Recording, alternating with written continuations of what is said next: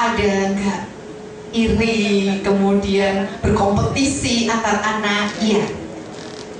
Sebelumnya Enes ini, karena yang jarak dekat adalah Enes dan Ara, jaraknya 15 bulan. Si Enes ini banyak sekali membaca buku kayak bapaknya ini. Wah, semua buku dia lahap habis. Kemudian Ara ini tipenya auditori. Jadi kalau udah bilang gini, Mbak, ceritain dong apa yang kamu baca, gitu kan? Kemudian kakaknya senang, karena dia senang mengajar sebenarnya. Dia ceritain, Dek, tadi Mbak baca Toto-chan. Toto-chan itu keren deh sekolahnya. Udah diceritain sampai habis menjelang tidur. Esok harinya Ara akan menemui orang-orang yang datang ke rumah, siapapun tamu yang datang ke rumah untuk diceritakan, Ibu sudah tahu Toto-chan? Gitu, dia kan gitu. Toto-chan itu sampai teman-teman saya bilang, Ara itu bacaannya banyak sekali ya, gitu. Padahal itu adalah bacaannya Enes yang ditransfer ke Ara.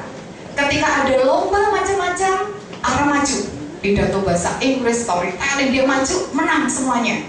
Itu yang membuat Enes, lah kan ku ajari itu, yang dapat kok Ara terus, gitu kan. Kemudian dia berusaha untuk mengikutinya juga, tapi kalah, gitu kan. Ya kalah. Saya saat itu merasakan kasihan nih sebenarnya Enes ini, gitu kan, karena ilmunya dari dia. Ara memang memiliki kemampuan untuk menyampaikannya dengan sangat bagus, yang menang Ara. Kemudian akhirnya kok ya alhamdulillah ketemu tadi yang saya ceritakan Pak Abah Rama. Abah Rama ini adalah ahli talent mapping, gitu, ahli talent mapping yang bisa memetakan bakat anak-anak. Seharusnya 16 tahun ke atas yang harus bisa di talent mapping ini karena sudah banyak aktivitasnya. Tapi ketika ketemu mereka bertiga, Abah menjadi mulai clean gitu. Aku akan lihat perkembangan anak ini bertiga, kulihat talent mappingnya kayak apa. Maka Abah Rama ini datang dari Jakarta, tinggal di Salatiga selama semalam untuk melihat perkembangan anak-anak. Kemudian dikiriminya dia talent mapping, disuruh ngisi, kemudian dipetakan.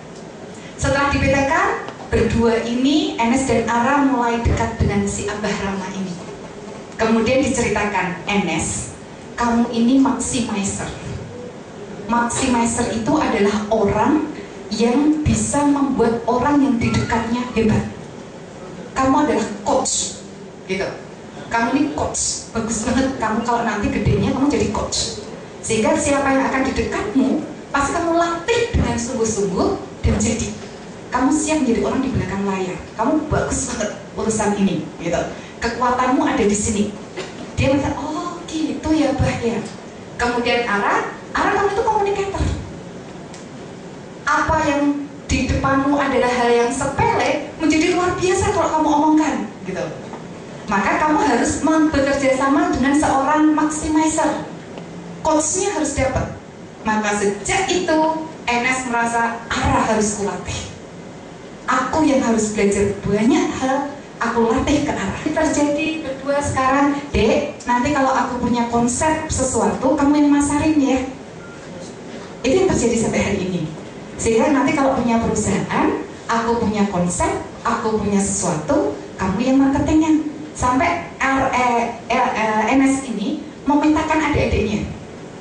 Ara nanti di bagian marketing, aku di bagian konsepnya, dia disuruh ke bagian politiknya, gitu kan? Kamu harus bisa jadi presiden, gitu. Kalau nggak bisa jadi presiden, kamu tidak bisa mengubah negara ini. Maka Enes sudah mulai, kamu harus jadi presiden. Maka dilatih bagaimana, Enes lah yang melatih bagaimana seorang pemimpin itu. Contoh, kalau semua makan, maka Elan ini yang terakhir ngambil makannya. Kenapa Dek kok terakhir ngambil makannya? Pemimpin itu memastikan rakyatnya makan dulu.